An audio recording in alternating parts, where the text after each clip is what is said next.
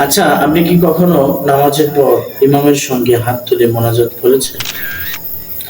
হয়তো আপনার পাশে দাঁড়ানো কেউ বলেছে, এভাবেই সবাই মিলে মোনাজাত করা বেদাত, এটা করা যাবে না। কিন্তু প্রশ্ন হলো, সত্যি কি সম্মিলিত মোনাজাত সম্পূর্ণভাবে বেদাত, নাকি কোরআন হাদিসের মূলনীতির মধ্যে এর কোনো ভিত্তি রয়েছে?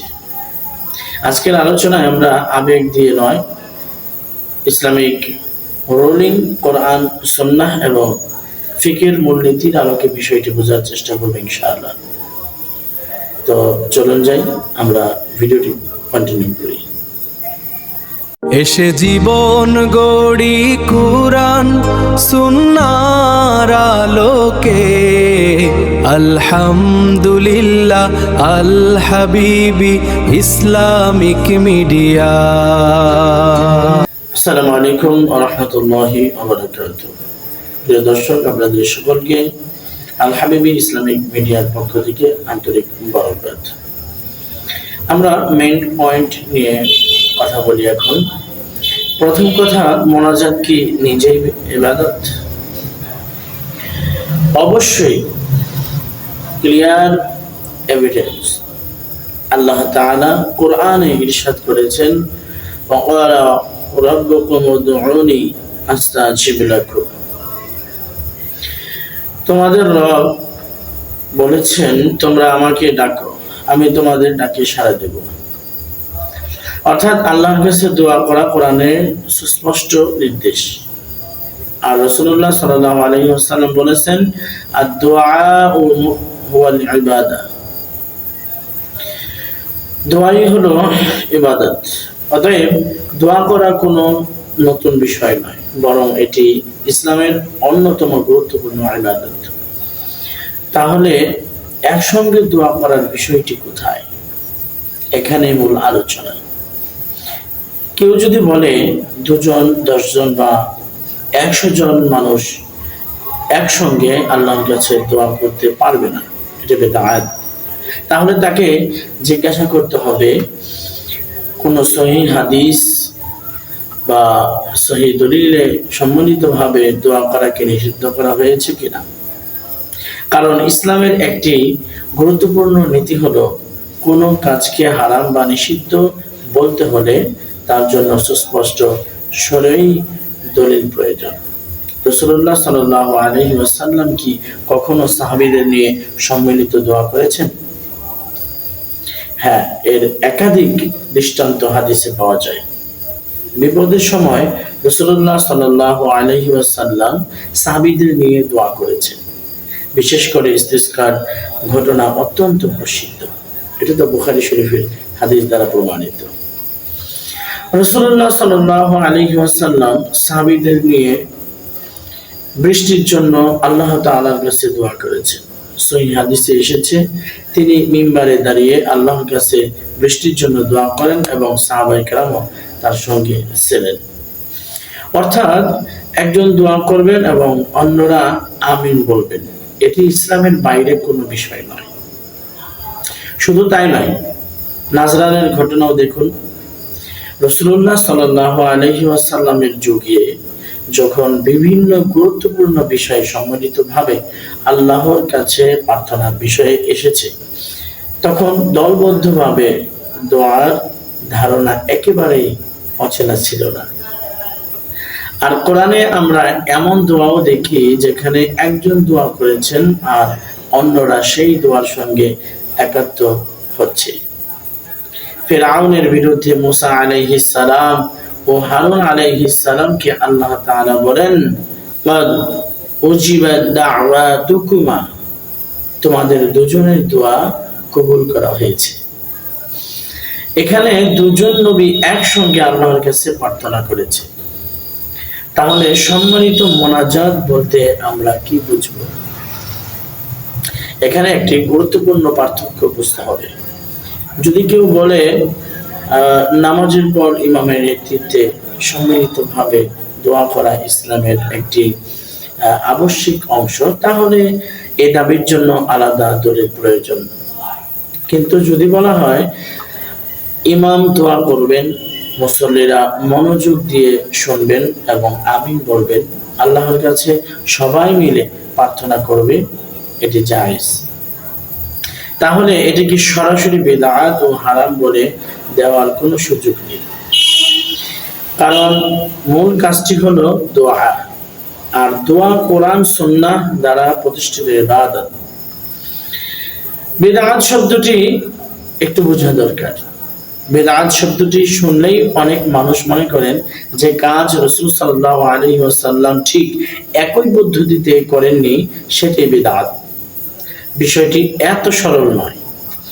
ইবাদতের ক্ষেত্রে অবশ্যই সুন্নাহর অনুসরণ করতে হবে, কিন্তু কোনো বৈধ কাজকে একটি নির্দিষ্ট বৈধ পদ্ধতিতে করার কারণে সেটিকে সরাসরি বিদআত বলা যাবে না। এটি নিয়ে ফিকহি বিশ্লেষণের বিষয় রয়েছে। উদাহরণ হিসেবে দেখুন, রাসূলুল্লাহ সাল্লাল্লাহু আলাইহি ওয়াসাল্লাম দোয়া করেছেন, সাহাবায়ে কেরাম দোয়া করেছেন, আল্লাহ তাআলা দোয়া করার নির্দেশ দিয়েছেন। তাহলে একজন ব্যক্তি যদি আল্লাহর কাছে দোয়া করেন এবং পাশে থাকা মানুষগুলো আমিন বলেন, এটি মূলত দোয়ার একটি সম্মিলিত রূপ। নামাজের পর মোনাজাতের বিষয়টি এখন আসা যাক। এখানে আরো একটি সূক্ষ্ম বিষয় রয়েছে। রাসূলুল্লাহ সাল্লাল্লাহু আলাইহি ওয়াসাল্লাম নামাজের পর বিভিন্ন জিকির ও দোয়া শিক্ষা দিয়েছেন। তাই কেউ যদি মনে করেন নামাজের পর প্রত্যেক ফরজ নামাজের পর অবশ্যই দীর্ঘ সম্মিলিত মোনাজাত করতেই হবে, না করলে নামাজ অসম্পূর্ণ, এমন বিশ্বাস ঠিক হবে না।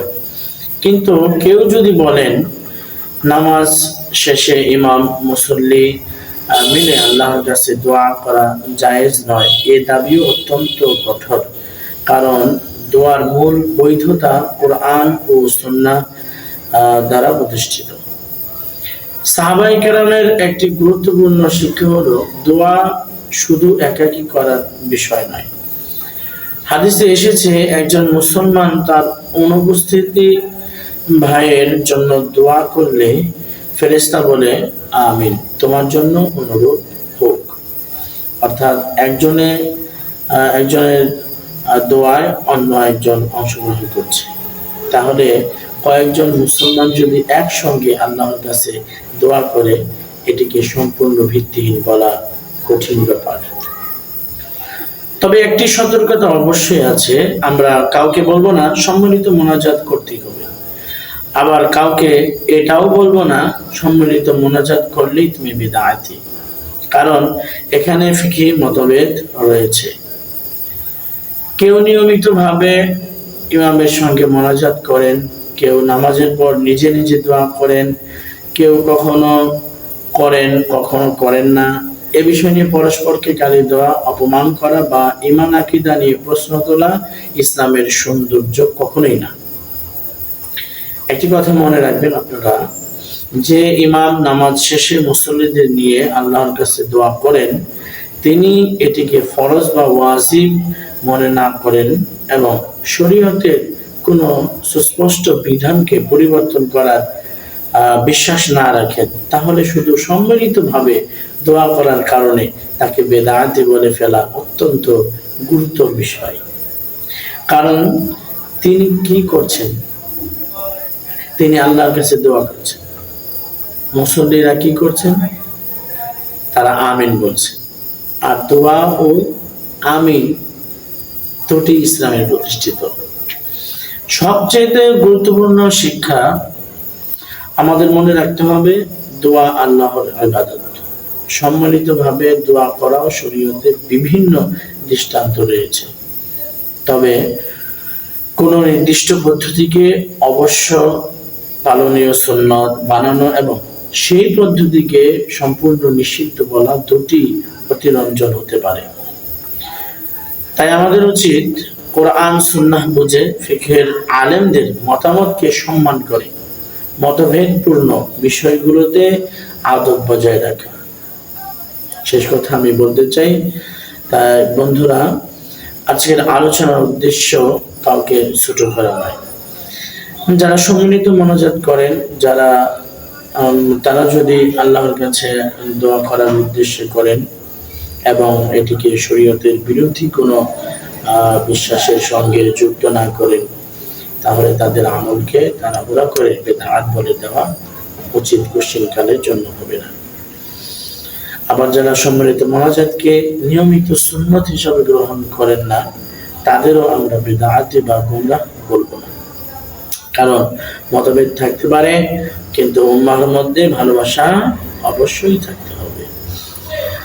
যাই হোক, আল্লাহ তাআলা আমাদের সবাইকে কোরআন ও সুন্নাহর সঠিকভাবে বোঝার এবং আমল করার তৌফিক দান করুন, আমিন ইয়া রাব্বাল আলামিন। প্রিয় দর্শক, আপনি যদি মনে করেন এই আলোচনা মানুষের মধ্যে অযথা বিরোধ কমাতে পারে, তাহলে ভিডিওটি শেয়ার করুন। আর যারা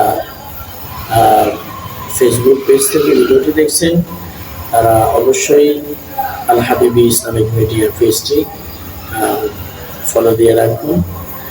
আর এমন কোরআন হাদিস ভিত্তিক আলোচনা পেতে আল হাবিবি ইসলামিক মিডিয়া চ্যানেলটি সাবস্ক্রাইব করুন। দেখা হবে আবার অন্য কোনো নতুন বিষয় নিয়ে, নতুন কোনো ভিডিওতে। সে পর্যন্ত সকলে ভালো থাকুন, সুস্থ থাকুন। আসসালামু আলাইকুম ওয়া রাহমাতুল্লাহ।